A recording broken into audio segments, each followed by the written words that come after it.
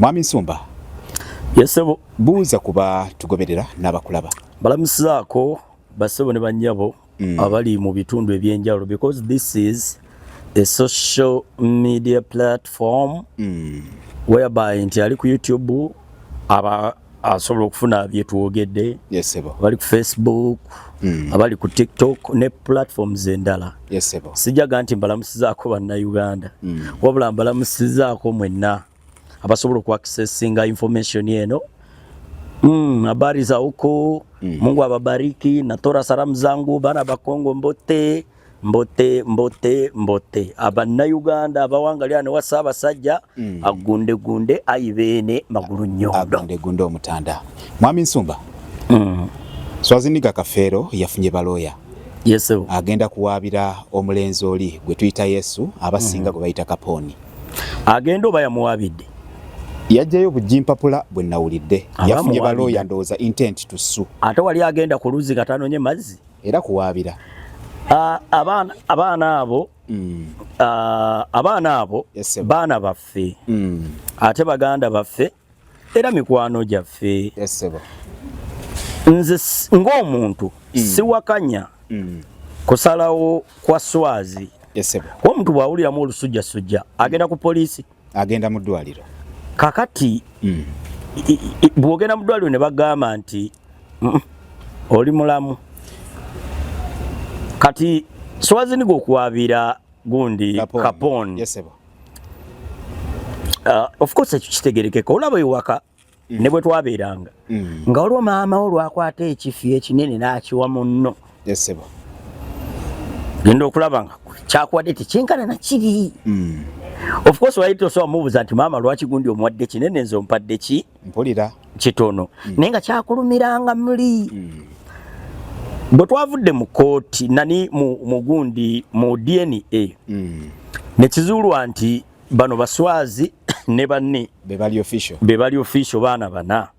Kaponi n'agamba kali singa Kaponi yakaayanidde ekibanja n'agenda n'asimbako n'emiti n'enju, mu butuufu yali badde asaana kuwaabirwa. Naye Kaponi yagambye kali kaŋŋende nange nnoonye olubimbi lwange. N'agenda n'ayiiya oluyimba n'alufulumya. Swaziniga agamba Kaponi okuyiiya oluyimba tekyali badde kibi, si kizibu, naye yayimbidde mu bivuga bya muzeeyi waabwe. Kaakati anti ffe mu mateeka nga otuyita nga tubuuza ani yakuba ebivuga by'oluyimba luli olwa Kafeero, nti ani yakuba ebivuga by'oluyimba luno olwa Kaponi. Abakuba biri be bakubye bino nedda sebo. Tewali kyamuvunaana, just bujja. Swaziniga alina obujja, akasajja kakubye oluyimba. Ate Kaponi bw'onoogendera awo ogenda kuyimba ate oyinza Kafeero ayinza okubbulukiramu. Ekitonde mwekiri amanyi okuyimba oba mumuwaga buwazi nga mumuliko akaseera kagenda tuuka mumwawukaneko nga bwe mukola bulijjo. Si ffe naye ensi yeesalawo. Kati kankuwa ekintu kimu ffe mu mawulire. Gwe kimanyi nti wali abantu bangi ng'ajja akoppa munne naye n'asucceedinga. Okukoppa si kibi, wabula kasita tokoppa nti ffe twalina omwana sigenda mumwogera linnya kuba kati ali nnowe mukwano gwange. Twali tukola ekigezo, twalina mu P7 babiyitanga Mooko oba bikyaliyo Mooko. Omwana n'akoppa erinnya lya munne n'aliteeka ku kibuuzo namba emu. N'akoppa n'erinnya. Naye Kaponi talina kigambo kyayimbye kyali mu luyimba lwa Kafeero. Swaziniga simanyi oba ontegedde bulungi muzeeyi. Swaziniga tamuwaabira lwa bigambo, amuwaabira lwa rhythm, ndowooza rhythm y'oluyimba. Kacheza waaba lwa bivuga. Awo aba alina kuwaabira producer. Naye oluyimba olulidde ddwo. Oluyimba nduyina. Bw'otuuzaamu oluyimba lwa Kafeero galenzi mmwe terugendamu. Singa tubeera wano nze naawe nze ne nkwata omukazi like okumukaka akaboozi omukwano okumukaka omukwano basiba muggwe ate bannonyaako ki? Kaponi yaleese ebigambo producer n'akuba eŋŋoma. Gwe bw'oba ogamba nti yayimbidde mu bivuga bya kitaawo genda okwate producer. As simple as that. Yes. Then n'ekirala Swazi nkakasa kye yali alwanira yakifunye. Ave mawulire. Swazi tanajja mawulire era lawyer we gwe nasembeyo okulaba ng'agamba mukama waffe atuwadde obuyinza okuwaabira olw'ensonga ABC. Ekyaŋŋaana okwetaba ennyo mu bintu ebyo yesebo biri mu state. Kati I don't want to go toe to toe with the state. Ne state erinamu interests ezaayo. State erina interest mu bintu bya kafeero bingi naye kati ebimu tetusobola byogera nyizo byogera ne bakunona oba ne bannona. yesebo Kati nze kyendowooza ekiriwo of course buli omu akitegeera nti bujja. Swazi Niga alina bujja. Alina obujja olw'ensonga nti kubanga Kapooni engeri gye yajjamu ffenna tetwakisuubira. Katugeraageranye ebitone bino. Swazi Niga muyimbi ne Kapooni alaze muyimbi. Ebitone ebyo bigeraageranye. Bombi bagamba baana ba kafeero wadde Swazi ali official. Geraageranye ebitone ebyo bibiri. Swazi Niga ne Kapooni. Omuyimbi gwe bayita Joseph Ngoma omumanyi? Muwulira. Joseph Ngoma muyimbi. Yesebo. Ayimba gospel. Ne ndozo ntajja kunyiga omukunja atasera naye muyimbi. Yesebo. Bafaanagana. Tebalina kibagatta. Tebalina kibagatta. Yes. Kati Swazi muyimbi ne Kapooni muyimbi. Anti mbadde njagala ogeraageranye ebitone ebyo. Kuba abayimbi bakozesa maloboozi okuyimba. Kapooni ono tetugenda kwanguwa muteeka mugundi eno. Yesebo. Mufikise eno olw'ensonga. Twakawuli oluyimba lwe lumu. Lwe yakanjula ayinza okuba alinayo endala. Naye ng'ekitone okirabamu ekiri. Kapooni alina ekitone ekiyimba abantu ne bawulira. Then bwe muba mukola gundi ezo comparisons ezo. Kapooni tumulabidde emyezi teginnawera eki. Teginnawera. In fact yajja tumuyita Yesu. Manya Yesu. Yesebo. Naye yaliganye ate nga mutuufu. Naye waba akubye oluyimba lumu ng'atuuse n'ogenda mu kkooti. Bamututte mu kkooti.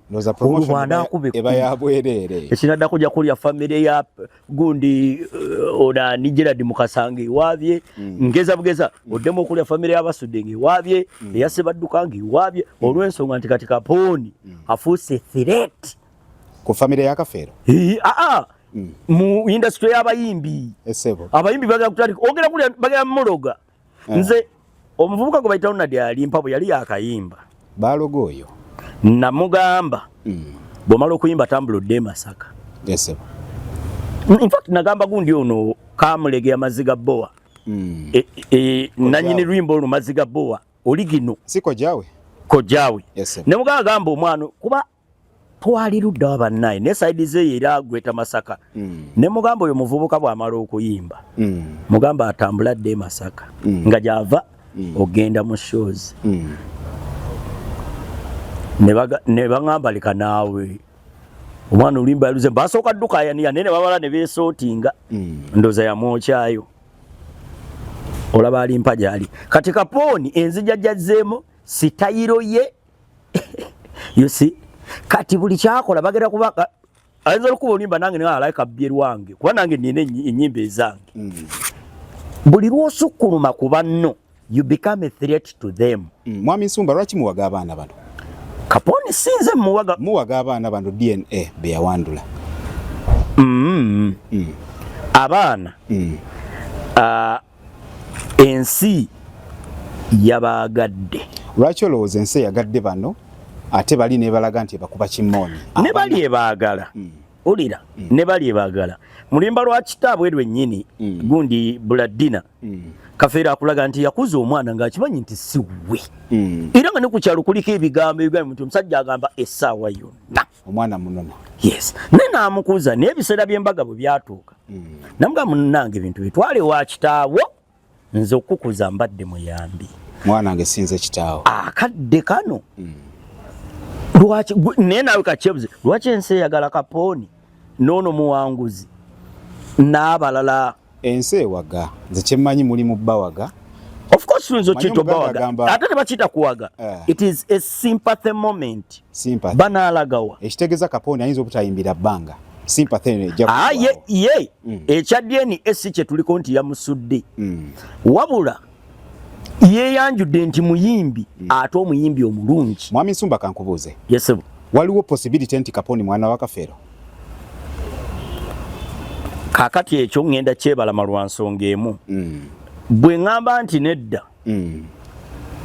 oba nti ye mbeera mpakanyiza gavumenti kiyasazeewo kakati kulwo mulimu gwange I don't want to go toe to toe with the decision of the government wabula byeni ezino nzera abaana bange benyina tenze mukama yanyamba ze sizala abaana bangi katonda namusaba abo bolinera songerako kubanga kubonna ne bwenfa tekuli agenda ku DNA mpozi nga nnyina yasazeewo n'agamba nti ono tebamuziika wano okwo tekuba kusalawo kwange kuba kwani ate omukazi yagaba omwana mpozi era kinayagadde okubuuza mwami Nsumba singa oba n'abaana bo bonna ng'obasembeza nofa abaana abo baddembe okwetwala ku DNA ono si mwana wa taata ono si muganda waffe andi bagaba kyofa togabye walumbe yagaba kati kya bugunjufu naddala ffe wano waffe mu Buganda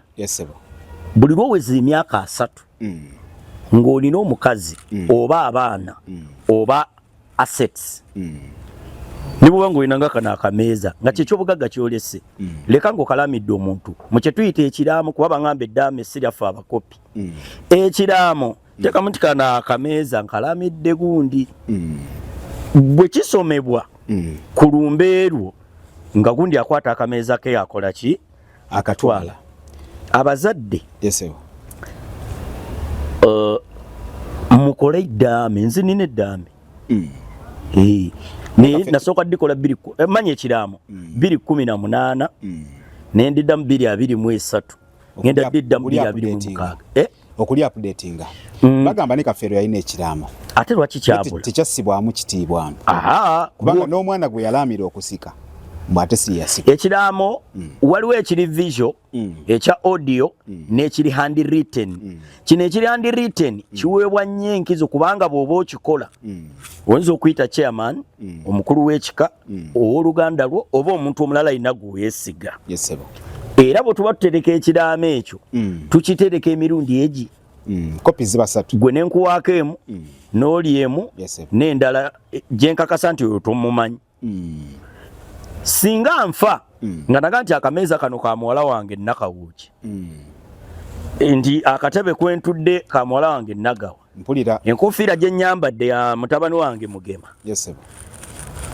bwenfa ekiraamo ekyo kivaayo ne biteekesebwa mu nkola ekiraamo kya Kafeero ani yakirabako owaayo tubiwulira biyitiŋŋana ekirala Kafeero yafa muto be yakiwa bagamba ekiraamo tekyassibwamu kitiibwa naye ng'ekiraamo kyaliwo Kafeero yafa muto ebiseera ebyo 27 ng'omuntu balooza nza kufiira ku myaka nga 6 mpaka kati wetuukidde wano waliso almost emyaka 2 approaching naye byonna ebigenda maaso mwami Nsumba Kafeero naye anenyezebwamu Kafeero mpozi nga tumunenya gwa kufa oba kuyimba abayimbi bangi ababadde n'abaana n'ebyobugagga bafudde naye teri abaana baabwe tebalaze kusibuka kwa mpisa nga bana aba Kafeero olowooza lwaki kiri ku Kafeero omuntu omulimu gwa Kafeero yalina obuvunaanyizibwa 3 in fact buna okuzaalibwa yazaalibwa mpulira yazaalibwa yayimba yazaala simanyi ngamba yazaala simanyi yafa okufa yafa yo buvunaanyizibwa bwe yabutuukiriza because there is no written agreement nti Kafeero yalina kukola bino nze bwe ndeeta emmere ewaka nindiita enva n'amanda neŋŋenda gye mbeyukira bwe nkomawo nga temwalidde buvunaanyizibwa bwange omuntu ajja kugamba mwami Nsumba abayimbi abalala babaddewo Muzeeyi Jimmy Katumba yafa Fire Lutaaya yafa Basudde yafa bonna baali bagagga balinawo ku bintu balina n'abaana naye bo nga tetubiraba nti buli mwaka ku mwaka baana ba Kafeero beetema tebaasulewo lwaki olowooza Kafeero era mwami Kafeero y'omugenzi tanenyezebwa singa ewa neighbor babeera balwana buli kiro naawe otandika ogamba mukyala wo tulwanagane ewaffe mirembe myereere tuba tuladde tuva mu family za njawulo mu regions ez'enjawulo n'enkula ey'enjawulo. Kafeero si yabaga mukubagane. Kafeero ateeka okuba yasiga ensigo evuddemu bino ye yakubaani ne Kafeero yennyini n'ewaabwe ndoza kizze kizibu ekityo. Saagala nze genda nnyo mu bya famire nenze kyenzikiriza ye Kafeero yazannya paati ye. Kitegeera yazannya paati ye, yagizannya bulungi paati ye. Yalekawo ebyobugagga, yalekawo abaana. Simanyi kooti yagambye manya dini nti yalekawo abaana bana. Ekituufu abaana bano be bakubagana, abaana baasirika bano be baagoba bali mu kubagana nga bo be baagoba. Tebakubagana nga bo naye okulwanagana kuli kubali be baasuula ne bano. That is NUP NRM. Shegeera era balina okuteekawo gye bayita maaja nga bulabe ya DP ne NRM. Nti bannange tuyinza okuba tetukkaanya naye ku nsonga ezimu tutuule twogere. Muzeyi Nende ayagala gulira baana bano ttaka suubira yaguze abali wabbana abakafeero. Lwaki olowooza mu kifo ye bw'abakkiriza nti baana baabwe baana ba muganda we lwaki tabaziika? Agamba mbu ayagala bagulira ekijja naye ng'akkiriza nti baana ba muganda we. Agula kijja agula kibanja, ayagala bagulira kijja. Ye agamba abaana bano bali baziika wa, alinga agula ekijja. Okitegedde muzeeyi? Alinga agula ekijja we bali wumulira. Bw'aba ategedde ng'akakasa nti baana ba Kafeero lwaki tabaziika ewaabwe Ebukunja? Yagambye ekibanja agenda kigulawa. Ekibanja baleka bafunye sinnamanya bulungi. Wajanga bakiguziira ku kyabwe Ebukunja. Anti ku kijja muzeeyi Nanganga bamuziikawa. Muzeeyi Nanganga ali Bukunja. Lwaki bano abaana bw'aba akakasa nti bano baabwe ba muganda we lwaki tebaziikibwa eri? Kafeero yakola kijja kike yakola kike ng'omuntu bwe twawukana mu family tuyinza okuba mu n'obutakkaanya.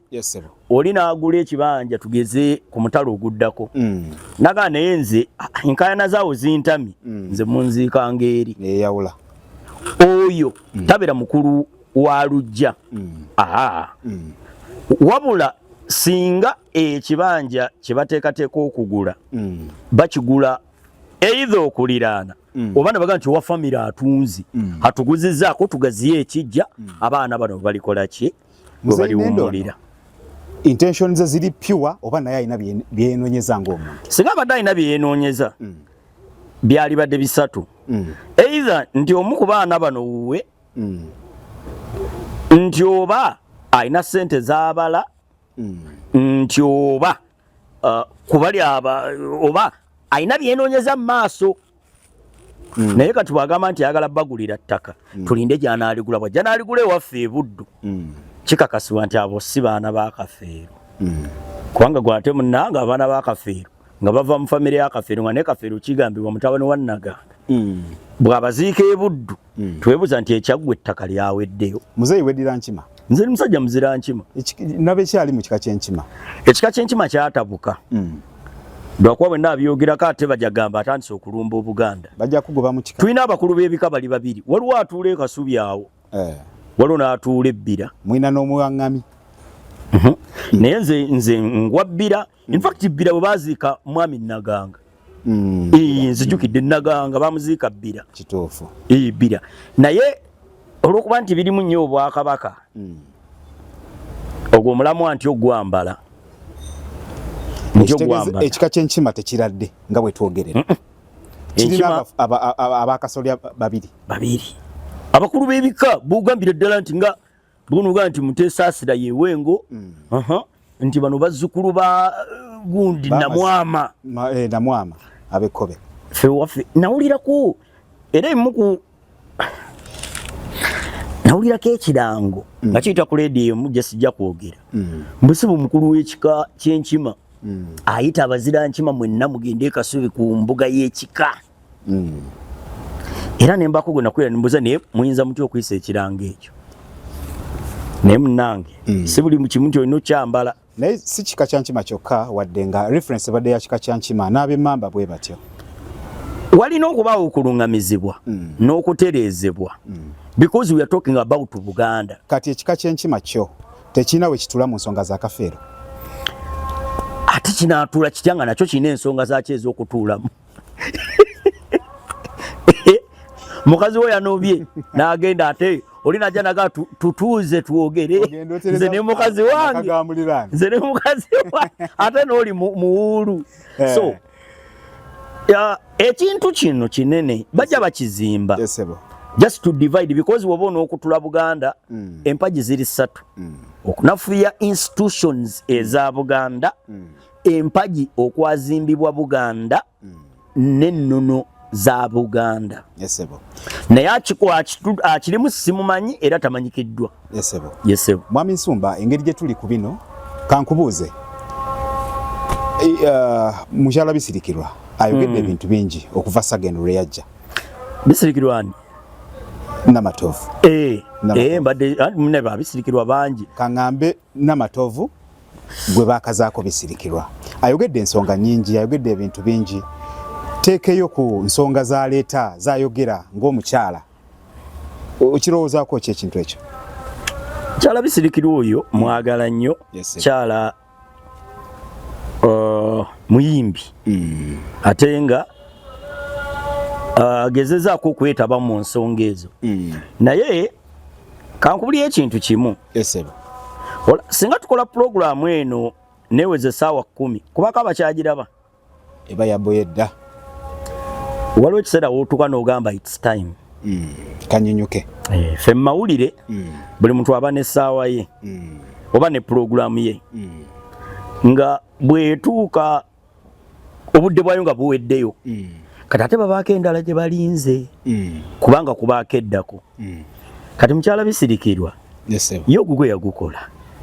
Kale tukkiriza abaana yabakuza mu mbeera ey'okuluŋŋamizibwa oba ey'okuyambibwa.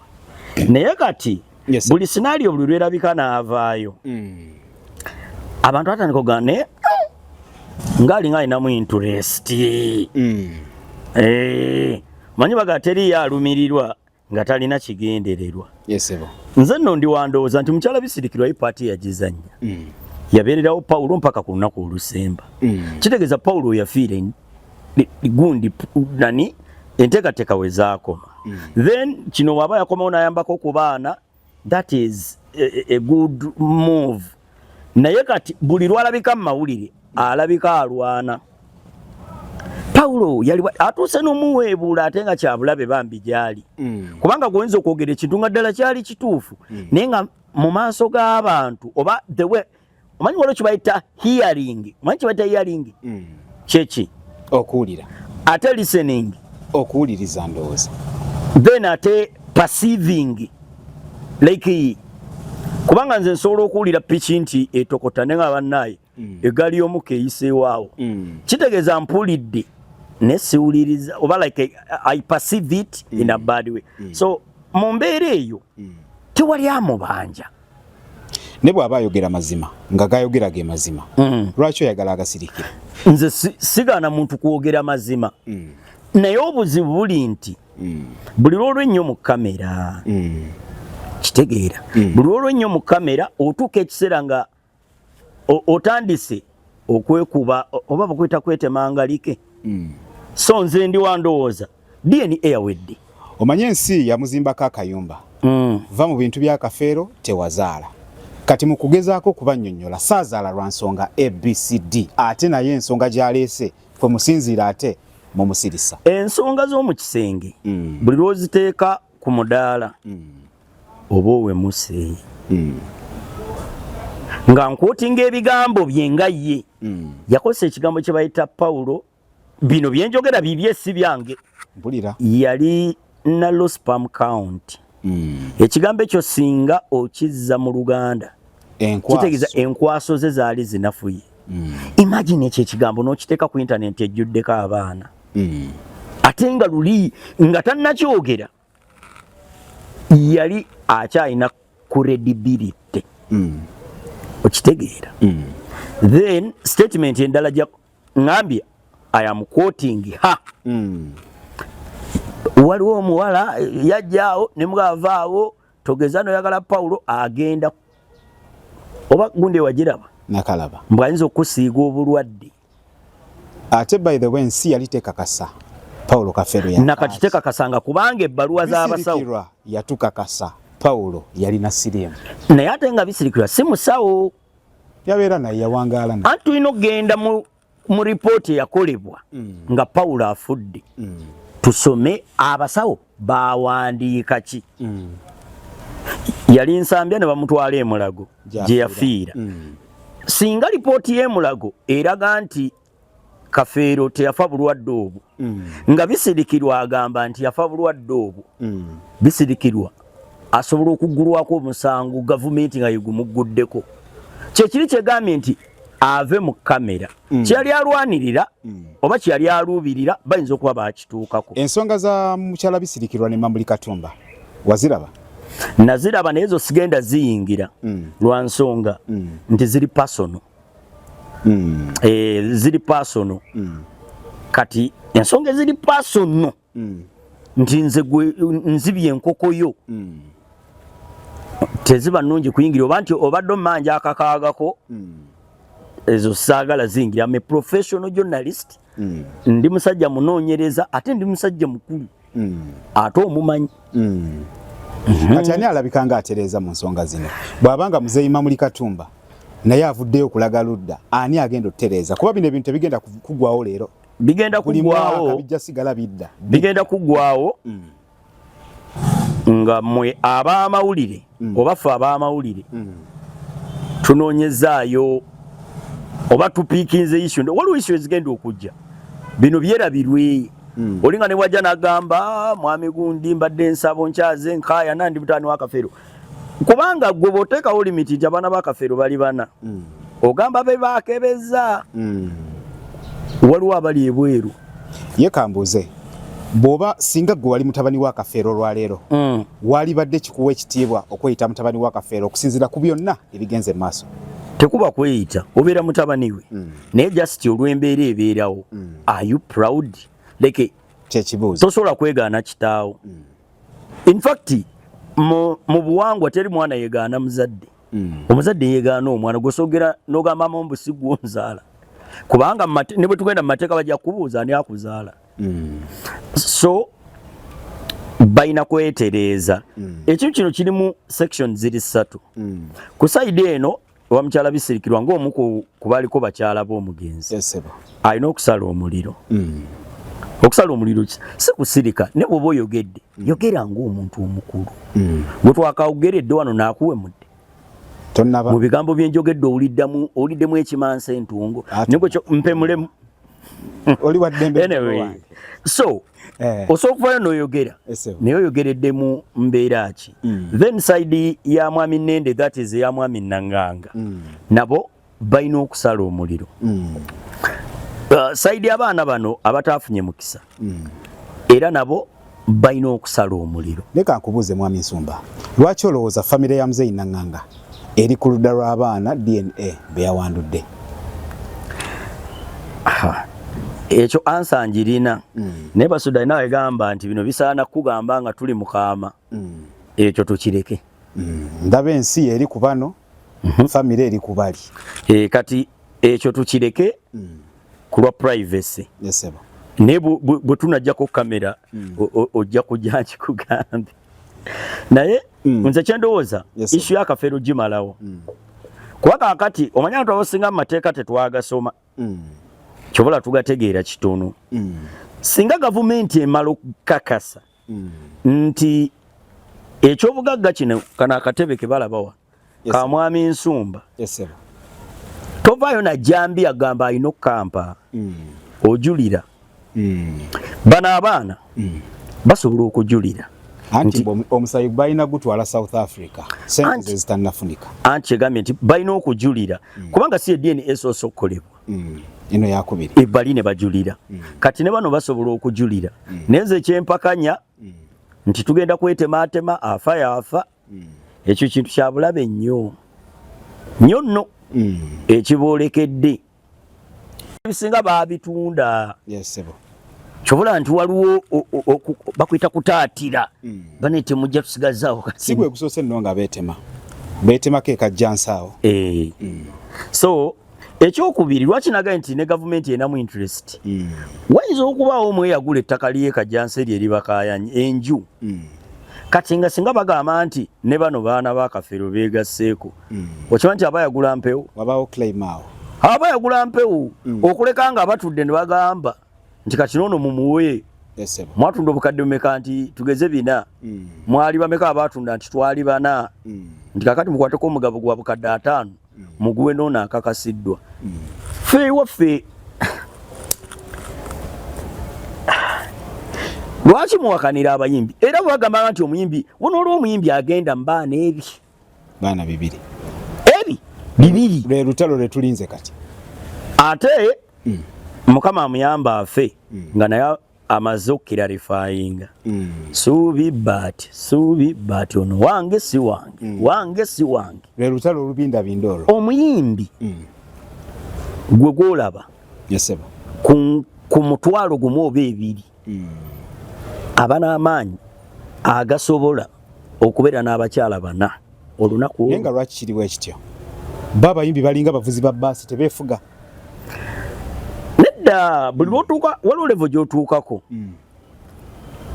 nga era n'ebyolya byanjawulo lumonde gwe twalyanga mu kyalo bagwita omugoyo ogw'ebijanjalo ogwo ne lumonde ne bakozesa omulawo omugoyo kakati abantu basanga mulungu ng'ali kabeero kitege abayimbi bano nze ndabanga mmwe mubajinya mmwe mubawaga ffe baani mwabalabi oba bannamawulire mwabalabi kuba gwe engeri gy'ogamba nti abayimbi agenda mu baana 4 Messi alina abaana bameka Ronaldo alina abaana bameka femu ya Ronaldo gigerageranye ne entegera y'abaddugavu si ey'abeeru omusajja bamwita Oliver Ngoma bambi yafa mu 2010 yali ava Gabon Gabon yapangisaako apartment mu Kinshasa oba bagira apartment guno mwaliro ogusembayo waggulu tugeze kwezo kalina nga bamutumiza oba bamusombera abaana abawala okuva ku universities ez'enjawulo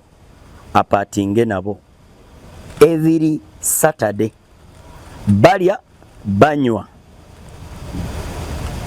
kati ekyonza kinnyonnyoloota nga kasamuga nti Oliver Ngoma yakuyita asubira ebintu ebi I'm going to meet a star and I'm expecting some kind of money kunsi munoonya ki ekirala abayimbi mwe mubawaga muzeeyi Nsumba kati eyo no madde nkuwa geraganya femu y'abayimbi baffe wano si nnene etiisa eri gwe si nnene etiisa nze njagala nkulaga abayimbi abalina femu ewaffe eyo gyenva sigenda kukozesa kitundu kituufu naye kankozese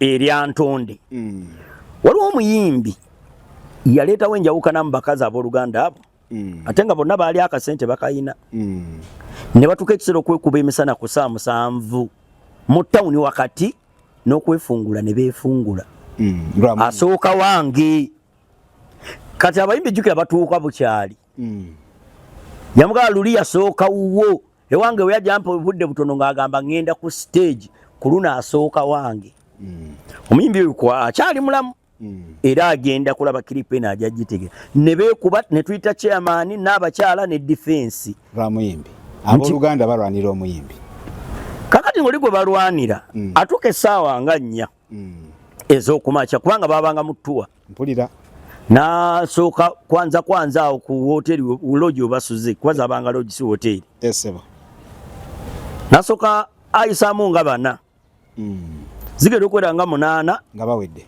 n'agenda ow'oluganda asooka era nabo ne bamuwa saaviisi mpaka saawa ng'emu kajjukira bw'obeera sita stage ogirinya saawa 5:06 mpulira kati wakati wa saawa emu ku 5 walinyira stage naawo nzikira ewoono ewoono ow'oluganda omulala bwe yamalanga era okuyisaamu eggaali n'agenda ku stage n'ayimba kati ate ng'alina okufuna gwanaawummula naye letasasumu nti omuntu yakozeseza abakyala 7 singa bafuna embuto kubedde ebiseera ebyo n'obupiira bwali tebukozesebwa nnyo kati ng'oli avaayo agamba nina omwana w'oyo omusajja gwe ng'ovaayo ogamba nali mumanyi yalina 4 naye ani ayogera ebituufu ku nsonga za Kafeero? Buli muntu yali amanyi Kafeero.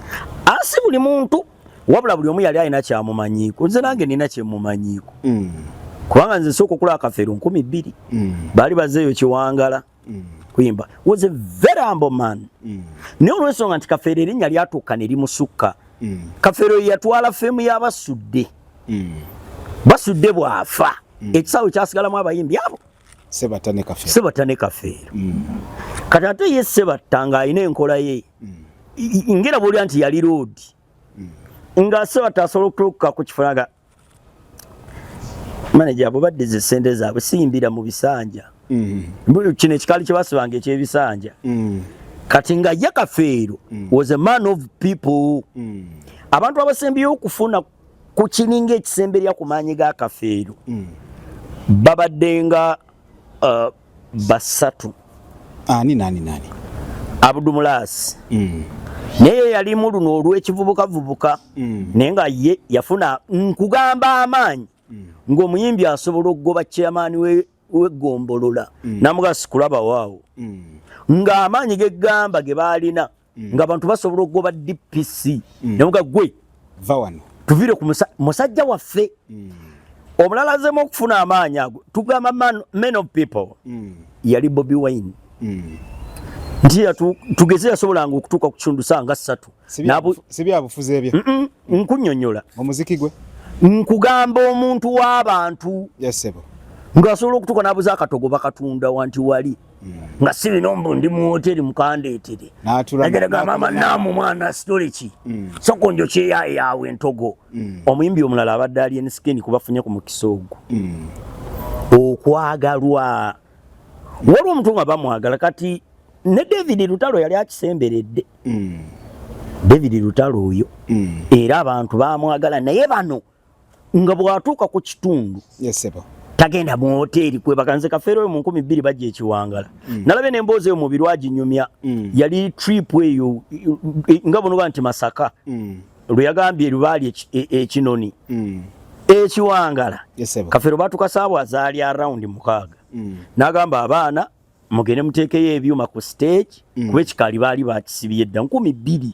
ng'alina oluyimba olw'amaanyi nantabuulirirwa n'omwana w'omuzungu kati naye omwana w'omuzungu yali afulumye alia before naye oluyimba olwaliko yali nantabuulirirwa bano abalala ne bagenda naye mu byonna byonna ani ayogera ebituufu ku nsonga za Kafeero sokwatemu katono bwe bagenda bano abaana Kafeero lwatuuka mu kitundu nga bwaligambye nannyini kibiina sita yatambulanga atera okukwata mu nsawo bw'ati bye kooti ye n'enkofiira ng'eno eyange nabuuza abataka gye muli mulaba abataka kale tuzze muwage nga naye atalingidde kivvulu agamba omusajja tumulabyeko ffe twali tuvudde yalibadde nga drive ye drive baazikubanga bapromota naye ye nga bwatuuka Kiwangala town kati n'atambula n'agenda waliwo yateranga okunywera kuba sigwe gwali omundu gw'okusosa okukola mu Kiwangala ng'abantu batambula bamugoberera naye ono Pawulo iyo omusonso gumasamasa guti ffenna twali bwana buto ne tugoberera n'atuuka mu kifo n'atuula mu kasonda mpulira yatuulanga mu nsonda oyo gayi kati ffe nga tulingiza bulingiza abaalimu n'abagamba kale nga ye bamukwasa akake ne bano n'agamba mubawe ne banywa Kafeero endongo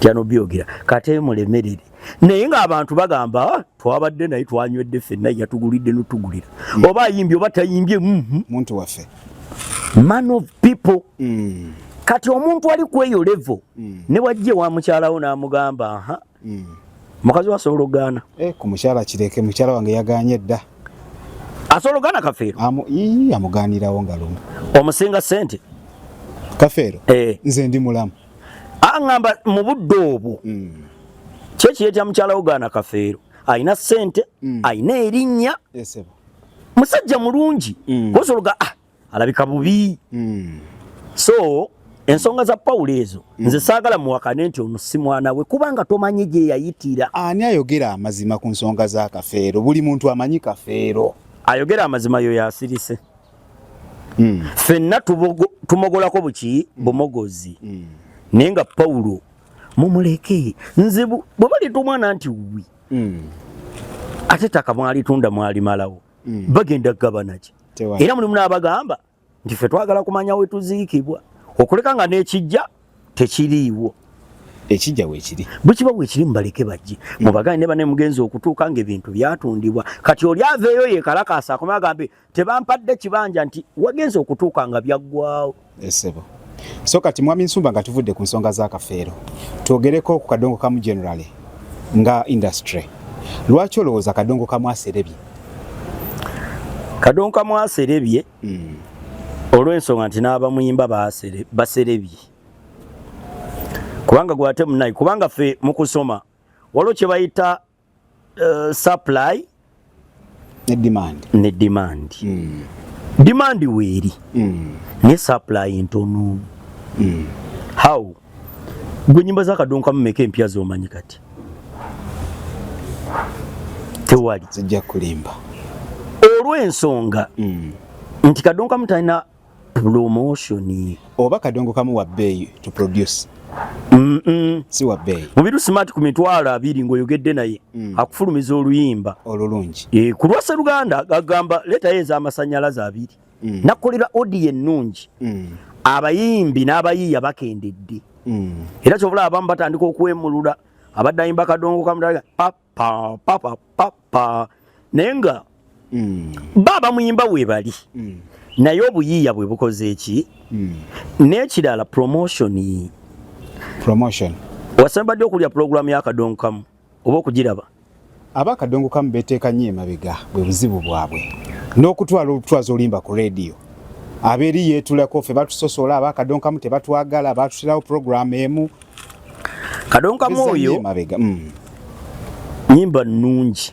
era kyova olaba nti olwa effort yaabo abamu abalwanya ennyo nti n'owekitiibwa Nyombi Tembo atwala UCC yatuuse bakolera ekivulu naye interest nze yali muwuliriza wange Nyombi Tembo era abuuza n'abantu musajja wange ono nga takyakola ne mugamba okukolera abatasiima abiresa asinga lwaki gundi yakolanga kadongo kamu Dick Mulema Sempaka Uncle Dick edda myaka gya 96 eyo 97 mujjukidde naye bwe yamuvaamu n'obawo abalala abaamukola Maka Augustine Makumbi kati ntuuka ku Maka kadongo kamu n'agwa Maka najja n'amubbulula nga line mukyala Adija kinobe ku CBS mpulira era bakadongo kamu baafuna nnyo ettutumu kulwa programu ya Maka Makumbi eyo sinti wakuba yali azanya ennyimba wabula n'engeri byeyagattangako presentation ne tujja Maka Makumbi n'afa kadongo kamu n'agwa naye nga ffe gye tuli Masaka eyo tukola ngero oyisaamu naye nga nzo yange sigiyita kadongo kamu ngiyita Lutamba bwe najja ku Star FM nenjogeramu ne management ne bangamba teri muntu asobola kuliza kadongo kamu kiro mukola emisana ne mbaga nze sikola misana ekiro mba ne sawa almost 4 so that mba n'obudde obumala ne mbagamba eno emisana mugirekewo ey'olwessande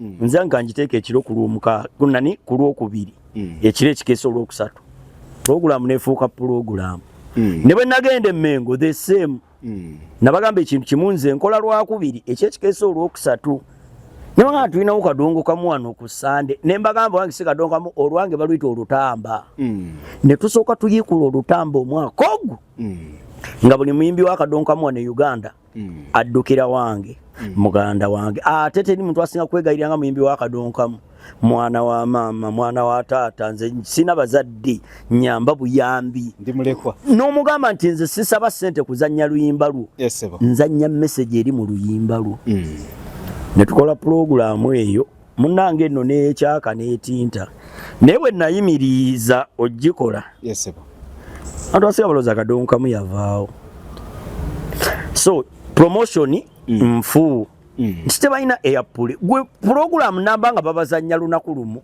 naye muzeeyi tulina social media kati lwaki besiba ku mainstream media nga social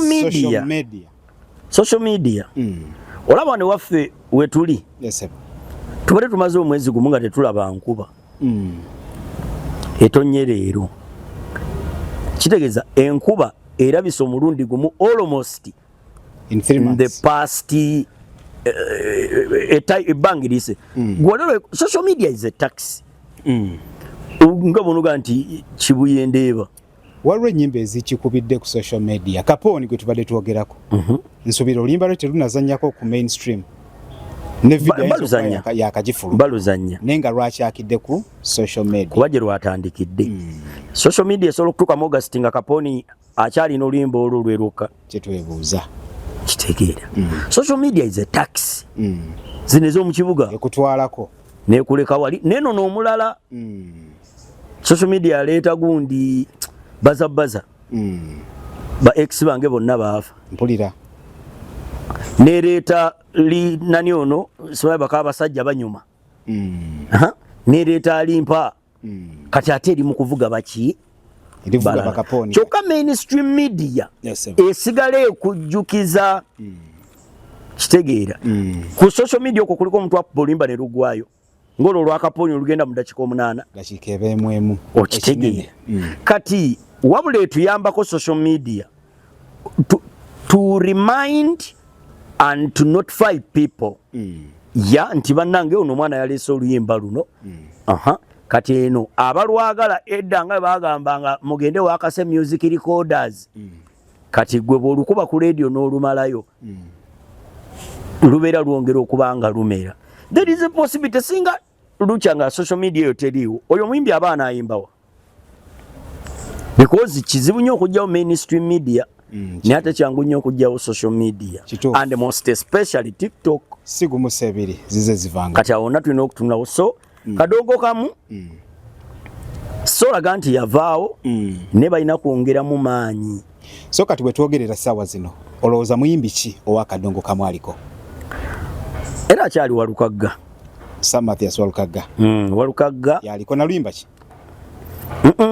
ati waliwo hit ne representation nti bagamba nti abakadongo kamu Mathias Walukagga anti kati genda owulize oluyimba lw'omusajja bamuta David Waddimba alina we yagambira mu luyimba Eneeyisa Mbalabi yagamba bagendanga mu bikaali nga bagamba babasudde bazze ekyo mu luyimba yakiteekamu nga n'abuuza baana gy'olaba eriko entebe oba matendo kati ate obuuza otya basudde kati ng'abantu bagamba abayimbi bakadongo kamu bwe bajja babasudde bazze ekyo ekintu omulala yaddamu kifuna yali Mayinja kati nga batimba Eagles bamayinja bajja tugenze mu bamayinja so kati Walukagga bulwogera kadongo kamu Walukagga bajja Walukagga alina luyimba kyoba ndozoba nalabyeko Nakalemba awo n'ennyimba endala naye nga yali presentinga currently kubaliwo kuba ina form alina bakita batya mu mupiira omuzannyo kuba nti ayinza okuba tali ku form kati tugeze nga bono olaba Ronaldo nti bamugye mu World Cup naye ate tuyinza mugeza kuvukayo Saka so kati n'abalala abawaniridde Mwami Kajubi Kibijjigiri Hassan Ndugga then n'omusajja asembyeyo aje kaziwe kapo walaba gundi gye yateekawo n'abayimbi abalala bandagire Nabitaka Angel Sekandi yakomyewo n'abalala bangi so basobola okuzimba kadongo kamu naye kireetedde kadongo kamu okusereba n'ebibiina biserebye kadongo kamu yazimbibwanga ku bibiina Matendo kulabako Kabuladda entebe gitasinga ziseegwanga serubwatuka nga oli averi n'agamba ekibiina bakiyita ebbaati gitasingazi nibo buza ate baani abakoze ebbaati nti bano bagundi so ebibiina bino nabyo obbizaawo nakyo kya muzinzi nnyo mu kulivivinga kadongo kamu but currently we are in Slamba gwerinda show y'omukungu Nyombi Tembeggwe buli muyimbi agenda kwata omu bamutwale mu kaliyoke mubende omulala ayolekere kakyera abalala bakwateeyo bayinza n'obutadda nga sinaba kwerabira Mwami Nsumba lwaki abayimbi bakadongo kamu bwe baba balina kye banoonya beegatta naye bwe baba naatera kituuka kuwe bati kwawukana embwa bwe ziba ziyigga omuyiggo ziyiggira wamu naye bwe kutuuka okugabana zaagala kutaagula. Nja kuba mulyaza amaanya bwe sikubuuza nti mpa ennyimba zo 5 mu kadongo kamu zosuubira nti teziri gwako ezizo gwe ng'omuntu. Oluyimba olwokutaano baluyita Essalambwa eryakula. Essalambwa Muzeyidani Mugula. Esebo. Lwaki? Oluyimba olwo ze zimu ku nnyimba ezasooka okulaga okweraguza mu bakazi mu maka. Esebo. Abantu abasinga tebaluwa budde. Naye bw'otuula n'oluwuliriza Essalambwa eryakula luyimba luzito nnyo. Ekyegeza kuba kati n'obulogo mu bakazi kati ate baavudde ne ku bulogo bapangisa n'ab'emmundu. Bwakuloga n'ogaana asobola okunoonyeza ejjambiya oba ow'emmundu. Ate lw'amaka mpozi ng'amaka gawedde nga gavumenti egaweze nti tokkirizibwa kuwasa oba kufumbirwa. As long as olina omukazi oba omwami awaka amalogo tegalikoma nalwagala nnyo. Oluyimba olwokubiri kozi tuvudde waggulu. Oluyimba olwokuna lwendowooza nze ku lwange nga bw'ogambye nti ku lwange baluyita teri musajja w'omu ndagira ennabitaka. Lwaki oluyimba olwo luzito? Essaawa eno we tuli waliwo silanga etambula nti ani yatabika b'amalaaya mu bantu ba bulijjo.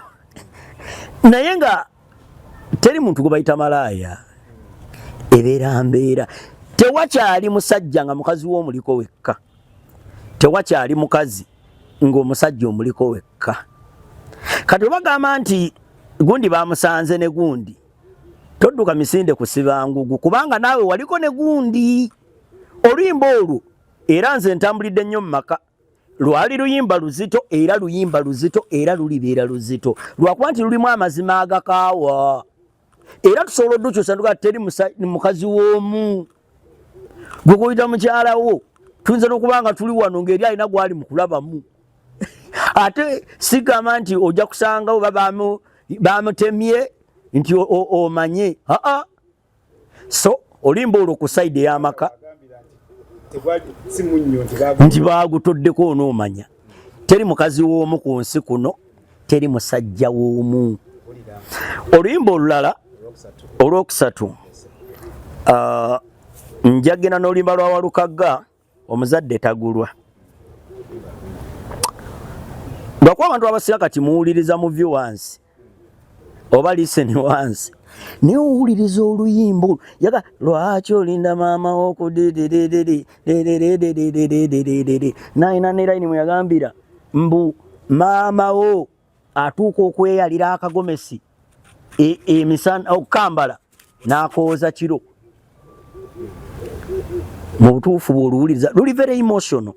Nze ndwagala ng'omuntu. Tuli ku namba 3. Namba 2 Walumbe Zaaya Paulo Kafeero. Sigenda ddwongerako kintu kyonna. Wano mu Uganda tewali family nga tefiirwanga. Ate tewali extra oba